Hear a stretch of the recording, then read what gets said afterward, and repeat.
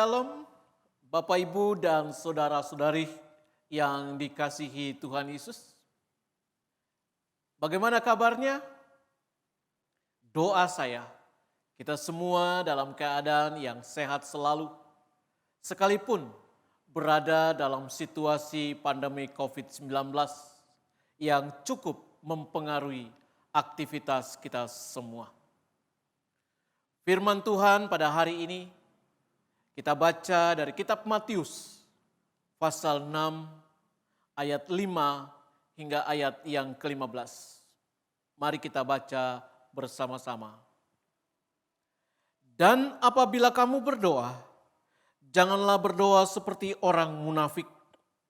Mereka suka mengucapkan doanya dengan berdiri dalam rumah-rumah ibadat dan pada tikungan-tikungan jalan raya, supaya mereka dilihat orang.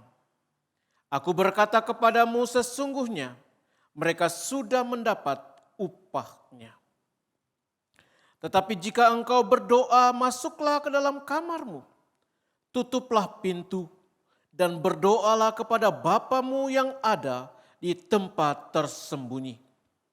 Maka Bapamu yang melihat yang tersembunyi akan membalasnya kepadamu. Lagi pula dalam doamu itu janganlah kamu bertele-tele seperti kebiasaan orang yang tidak mengenal Allah. Mereka menyangka bahwa karena banyaknya kata-kata doanya akan dikabulkan. Jadi janganlah kamu seperti mereka, karena Bapamu mengetahui apa yang kamu perlukan sebelum kamu minta kepadanya. Karena itu berdoalah demikian. Bapa kami yang di sorga, dikuduskanlah namamu. Datanglah kerajaanmu. Jadilah kehendakmu di bumi seperti di sorga. Berikanlah kami pada hari ini makanan kami yang secukupnya. Dan ampunilah kami akan kesalahan kami, seperti kami juga mengampuni orang yang bersalah kepada kami. Dan janganlah membawa kami ke dalam pencobaan, tetapi lepaskanlah kami daripada yang jahat. Karena Engkaulah yang empunya kerajaan dan kuasa dan kemuliaan sampai selama-lamanya. Amin. Karena jikalau kamu mengampuni kesalahan orang, Bapamu yang di sorga akan mengampuni kamu juga. Tetapi jikalau kamu tidak mengampuni orang, Bapamu juga tidak akan mengampuni kesalahanmu. Amin. Bapak, Ibu, dan saudara-saudari yang dikasihi Tuhan Yesus, minggu ini adalah Minggu Rogate, yang artinya berdoalah, sebuah ajakan untuk kita selalu berdoa. Seperti hari Kamis yang lalu, ada himbauan untuk berdoa serentak pada jam 9.30 WIB atau jam 10.30 WITA. Dan untuk semua agama, doa untuk kebangsaan dan kemanusiaan. Dalam tayangan di televisi yang saya lihat waktu itu, semua pemimpin agama berdoa dengan fokus doa yang sama, supaya COVID-19 ini segera berlalu dan semua orang yang sakit disembuhkan. Saya yakin ada ribuan orang yang berdoa di seluruh negeri ini dengan doa yang sama. Dan ketika semua berdoa dan doa itu dinaikkan dengan iman, maka doa-doa kita akan menggentarkan pintu surga dan Tuhan akan menjawab sesuai kehendaknya. Bapak, Ibu, dan saudara-saudari yang dikasihi Tuhan Yesus, ayat yang kita baca hari ini berhubungan dengan doa. bagian dalam Matius pasal 6 ini merupakan pengajaran Tuhan Yesus dalam khotbahnya di bukit. Tuhan Yesus mengawali bagian ini dengan memberikan satu contoh tentang doa yang salah, yaitu doa orang Farisi.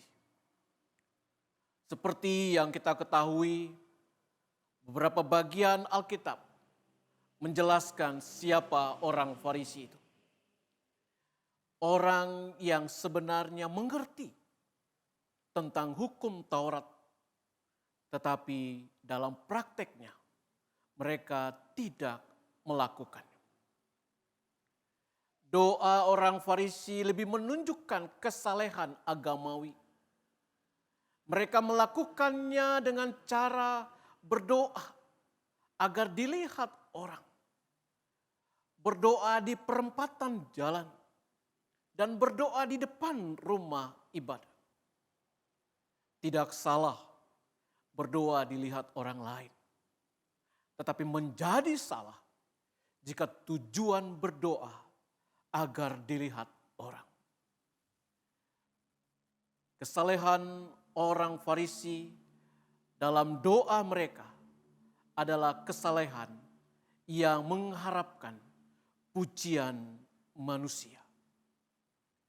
Doa mereka hanya menjadi sekedar simbol dan aktivitas agamawi, serta sebagai kesombongan rohani.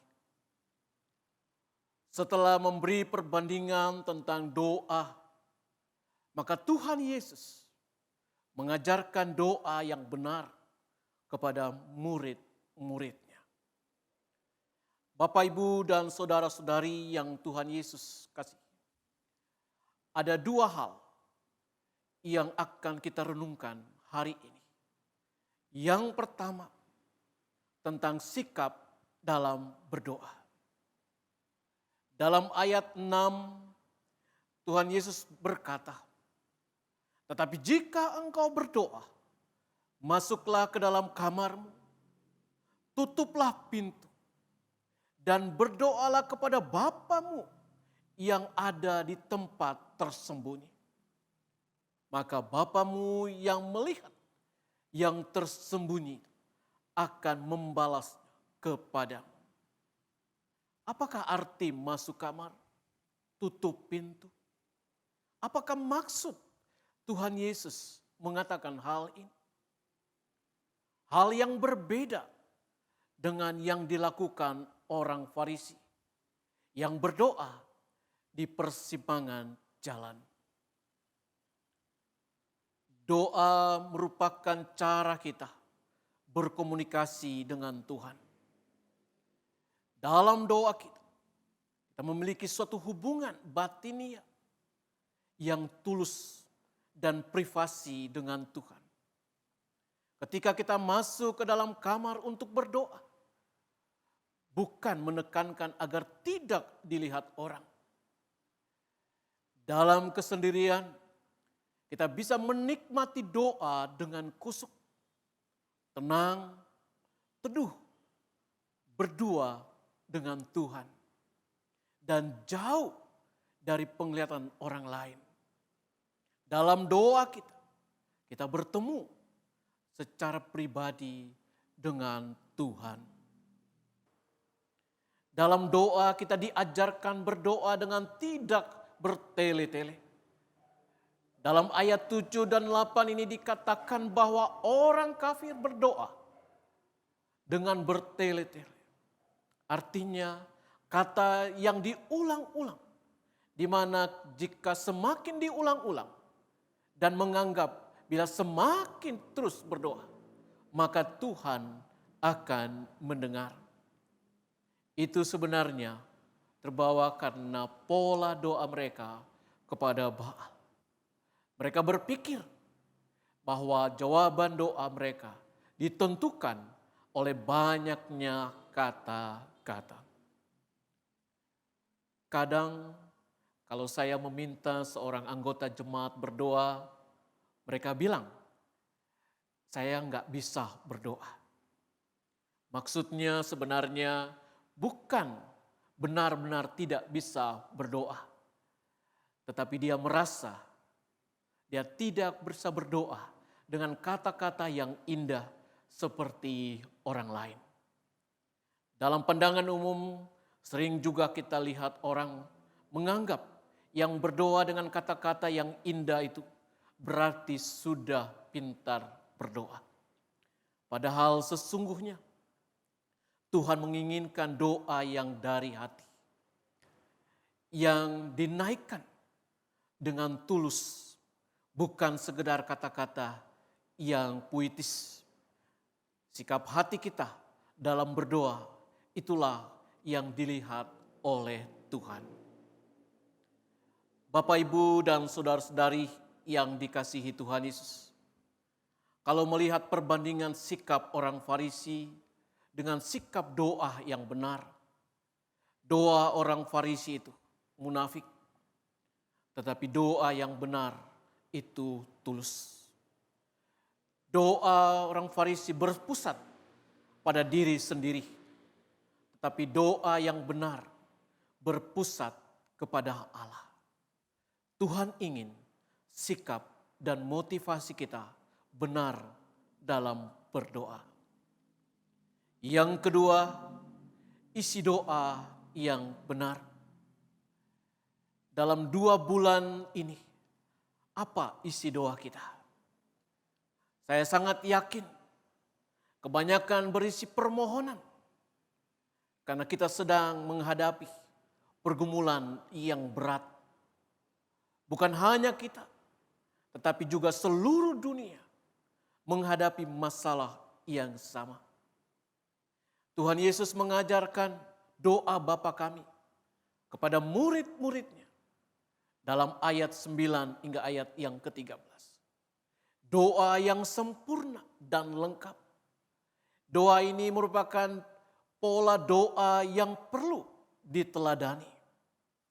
Tuhan Yesus mengajarkan kita memanggil Bapa. Artinya hubungan kita begitu dekat seperti seorang bapa dengan anak. Seorang bapa akan memenuhi apapun yang diminta anaknya. Dalam doa Bapa kami ada unsur pengakuan tentang kebesaran Tuhan. Pujian pada Dia yang berkuasa. Permohonan berkat. Mohon ampun atas dosa-dosa dan juga memohon perlindungan dari yang jahat. Jadi sebenarnya isi doa kita tidak hanya permohonan saja, tetapi dalam doa kita ada ucapan syukur dan pengakuan tentang kebesaran Tuhan. Dari isi doa kita seharusnya bukan hanya tentang diri kita sendiri, tetapi juga tentang segala pergumulan yang ada di sekitar kita. Kita juga harus selalu berdoa untuk semua pemimpin kita. Dalam berdoa, kita tidak boleh egois atau hanya mementingkan diri sendiri. Tuhan memanggil kita menjadi pendoa yang setia, mendoakan orang lain. Bapak, Ibu, dan saudara-saudari yang dikasihi Tuhan Yesus. Dalam Mazmur pasal 66 ayat 20, kita baca bahwa pemazmur memuji Allah yang tidak menolak doa. Doa yang dinaikkan dengan menunjukkan rasa hormat kepada Tuhan dan berserah secara total pada kehendak dan rencana Allah. Pasti akan dijawabnya. Kita harus berdoa dengan ketekunan yang disertai dengan iman. Berserah kepada Allah dan menanti jawaban yang sesuai kehendaknya. Tuhan Yesus memberkati kita semua. Amin.